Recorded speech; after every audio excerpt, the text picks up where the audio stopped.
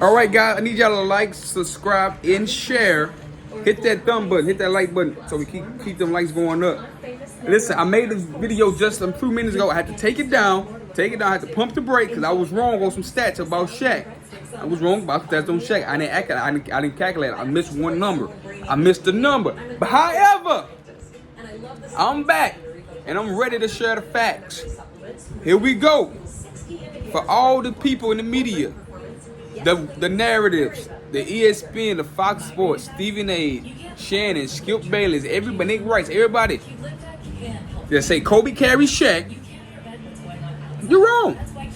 After that 2000 finals, the 2000, when Shaq was clearly the best player in the league, the MVP of the league, everybody voted for the MVP of the league. He was the most dominant player. That was Shaq, Kobe's second year starting. Shaq was clearly undoubtedly the best player. Shaq led them in the Western Conference by far.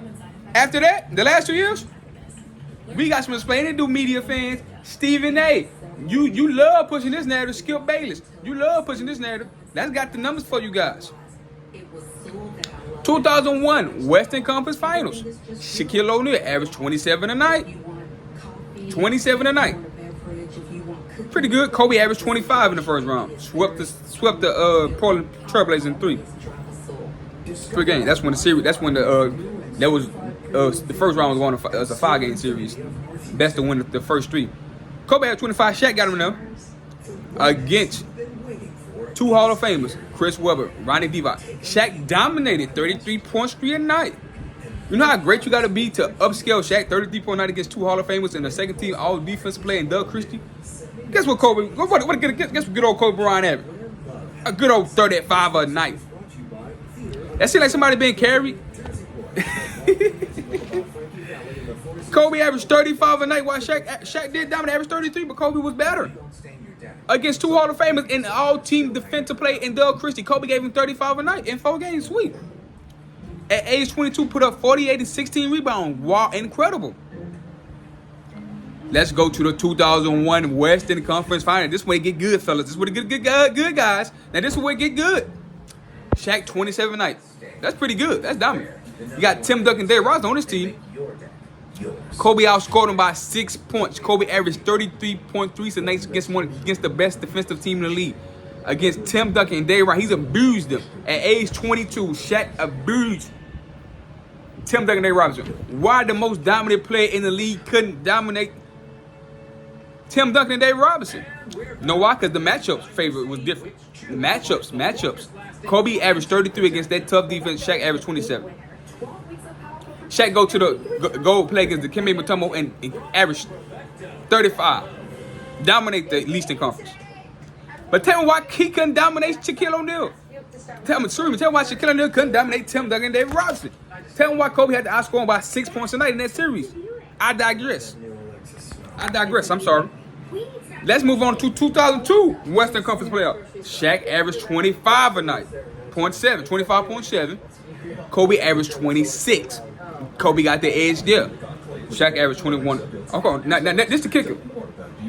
In the 2000 Western Conference, Skip Bayless, Nick Wright, Stephen A. Smith. Why did Shaquille O'Neal? This is a question to you guys, if y'all watching. Question to the Shaq fans and the people that Kobe got carried by Shaq. Why did Shaq average 21.4 points a night in a gentleman sweep against the Spurs? While Kobe averaged, let's wait for it. In that same series, 2002 Western Conference semifinals, Kobe averaged 26.2. Kobe was 4 points better than the great Shaquille O'Neal. I'm sorry, not 4. I'm lying. Shaq averaged 21, Kobe was 26. 5 points better. Tell me why Kobe had to carry Shaq. In the 2002 Western Conference semifinals against the San Antonio Spurs, Shaq, the most dominant force ever. Skip Bayless, in his early days in ESPN, he homed Shaq was for the 3 straight years the most dominant force. But how he averaged 21 points a night against the Tim Duncan and David Robinson? And Kobe had to average 26. He outscored about 5 points in that series. Tell me how he was more dominant than Kobe. I need answers, guys. I need answers. He was the most dominant force, but he couldn't score more than 21 a night against Tim Duncan and David Robinson. Skip Bayless, we need to know. You owe it to the fans, media. You owe it to the blind witnesses that y'all led. We need the answer. He averaged 21. Kobe averaged 26. Let's move on. Now, Shaq, let's be fair. Shaq did average 30 points, 0.3 in that 7-game series against Sacramento Kings, while Kobe averaged 27. So Shaq got him there. So out of the four series, out of the 6 series, Kobe had the better scoring average. Kobe dominated the Spurs. Shaq was just okay. He was pretty good. He was bad in the 2002 Western Conference playoff. So I got numbers.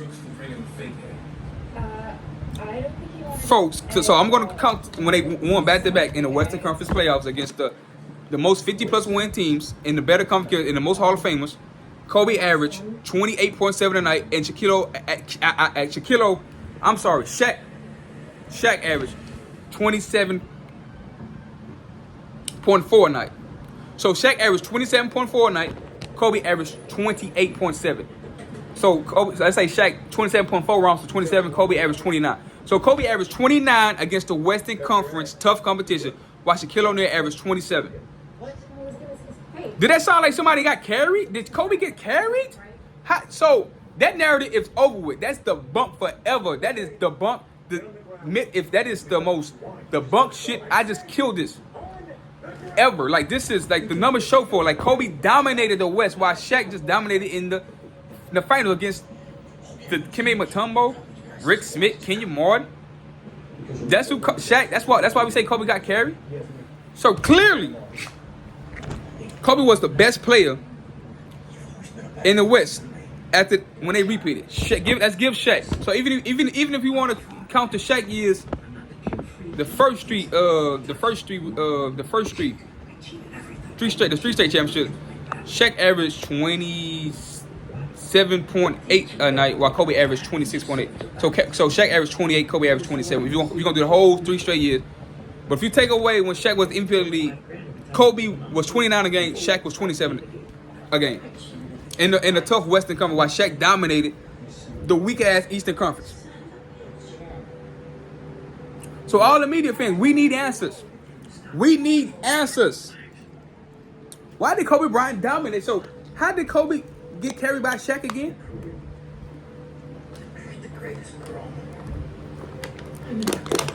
How did Kobe get carried by Shaq again when the numbers say Kobe carried Shaq in the Western Conference and Shaq took charge against the East when they made it to the finals and took charge of it and won the 3 finals? Because somehow the media forget you got to play 3 rounds to get to the finals. Kobe was the better player against better competition. Shaq dominated weak competition. I can't get over Shaq averaged 21 a night against San Antonio Spurs in the 2002 semifinal. I can't get over that. I can't get over how Kobe outscored him by 5 points. I can't get over the previous year against Tim Duncan, David Robinson. Kobe averaged 33, Shaq averaged 27. So Kobe is outscoring Shaq by 5.5 points a game when they play against the Spurs. Everybody know Tim Duncan, David Robinson. Tim Duncan won 5 championships. Tim Duncan, David Robinson is the 2 best defensive players of all time. Shaq couldn't get it done. He had to wait until he get to the finals to dominate. At age 22, Kobe's averaging 35 a night and dominated the West while Shaq is not. The media, give us answer. I need them now. I don't never want to hear this shit again. This is over with. This myth, this narrative about Shaq dominated and Kobe getting carried is over with. Tonight, mic drop. Benito is finished. I don't want to hear no more. It's over with. All you fanboys talking about Kobe didn't win no final MVP. Looked like Kobe was doing all the work in the Western Conference against the better competition. Am I lying? Tell me if I'm lying now. Drop the comments below. This is over with. This is the bunk forever. Mic drop.